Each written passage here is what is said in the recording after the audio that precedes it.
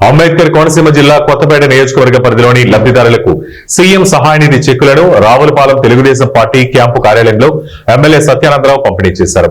CM సహాయ నిధి కింద దరఖాస్తు చేసుకున్న 40 మంది లబ్ధిదారులకు 20 లక్షల రూపాయల చెక్కులను ఆయన పంపిణీ చేశారు. ఈ సందర్భంగా ఎమ్మెల్యే మాట్లాడుతూ కూటమి ప్రభుత్వం ఏర్పడిన 15 నెలల కాలంలో 470 మందికి 3,70,00,000 రూపాయలు ముఖ్యమంత్రి సహాయ నిధి చెక్కులను పంపిణీ చేయడం జరిగిందని ఆయన తెలిపారు.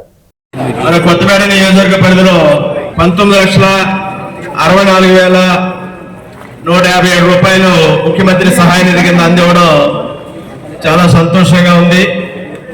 గతంలో 18 దఫాలుగా ఆనాడు అందివ్వడం జరిగింది. సుమారు 3.5 కోట్లు 450 మంది పైగా మనం అందించడం జరిగింది.